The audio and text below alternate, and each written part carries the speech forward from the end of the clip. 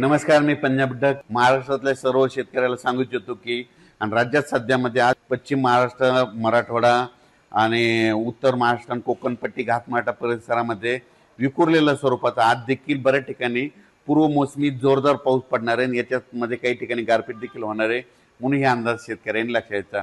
त्याच्यानंतर विदर्भातल्या शेतकऱ्याला सांगू इच्छितो की विदर्भातल्या शेतकऱ्याचे फोन आले पूर्व मोसमी पाऊस कधी येणार आहे। तर विदर्भातल्या सर्व शेतकऱ्याला सांगू इच्छितो की पूर्व मोसमी पाऊस तुमच्याकडं 26 मे पासून ते 5 जूनच्या दरम्यान चांगला पाऊस पडणार आहे। वेगवेगळ्या भागात विखुरलेल्या स्वरूपाचा खूप काही काही ठिकाणी ओढे नाले वाहतील असा विदर्भात देखील 26 मे ते 5 जूनच्या दरम्यान त्या 10 दिवसामध्ये पडणार आहे। सगळीकडे ती एकदा येणार नाही म्हणून हे देखील विदर्भातल्या शेतकऱ्यांनी अंदाज लक्षात घ्यायचा। पण विदर्भातल्या शेतकऱ्याला सांगू इच्छितो की तुम्ही काय करा, शेतीचे कामे करून घ्या, शेत तयार करून घ्या, कारण की तुमची पेरणी जरा यावर्षी लवकर होण्याची चान्स आहे। कारण की यावर्षी पाऊस शॉर्टकट मार्गाने येत असल्यामुळं, मान्सून शॉर्टकट मार्गाने येत असल्यामुळे तुमच्याकडे देखील मोसमी पाऊस लवकर दाखल होणार आहे। म्हणून शेतीची कामे विदर्भातल्या 6, 5, 11 जिल्ह्यांमध्ये वर्धा, नागपूर, भंडारा, गोंदिया, चंद्रपूर, यवतमाळ, वाशिम, हिंगोली, त्याच्यानंतर बुलढाणा, अकोला, अमरावती, इकडे नांदेड जिल्हा, यवतमाळ जिल्ह्यातल्या शेतकऱ्यांनी शेतीचे कामं करून घ्या। कारण की पूर्व मोसमी पाऊस तुम्हाला पडणार आहे, त्याच्या पाठीमागून लगेच मोसमी पाऊस येणार आहे म्हणून तुमच्यासाठी खूप चांगलं वातावरण राहणार आहे। म्हणून हे देखील लक्षात घ्यायचं।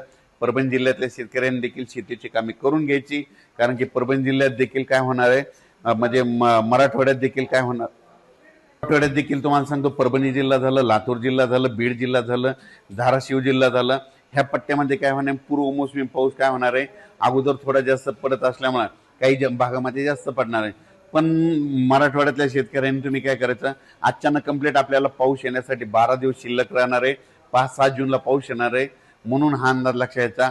पण बदल झाला तर त्याचा परत निषेध दिला, पण माझं म्हणणं आहे तोपर्यंत आपण आपल्या शेतीचे कामं करून घेणे सगळ्यात महत्त्वाचं आहे। उत्तर महाराष्ट्रातल्या शेतकऱ्यासाठी एक आनंदाची बातमी, उत्तर महाराष्ट्रातील काय होणार आहे, म्हणजे 26-27 मेच्या दरम्यान देखील पूर्व मोसमी पाऊस असणार आहे आणि उत्तर महाराष्ट्रात देखील काय होणार आहे, म्हणजे 1 जूनच्या नंतर देखील बऱ्याच ठिकाणी तिकडल्या भागात देखील चांगला मान्सून पूर्व नंदुरबार जिल्हा झाला, धुळे जिल्हा झाला, जळगाव जिल्हा झाला, नाशिक जिल्ह्यामध्ये पाऊस बरसणार आहे म्हणून हे अंदाज लक्षात यायचा। पण उत्तर महाराष्ट्रातल्या शेतकऱ्याला सांगू इच्छितो की तुम्ही काय करा, म्हणजे 5 जूनच्या अगोदर तुमचे शेतीचे कामं सगळे रेडी करून ठेवा, कारण की मान्सून पूर्व पाऊस बी बरसणार आहे आणि त्याच्या पाठीमागून मान्सून येईल म्हणून पीक यावर्षी।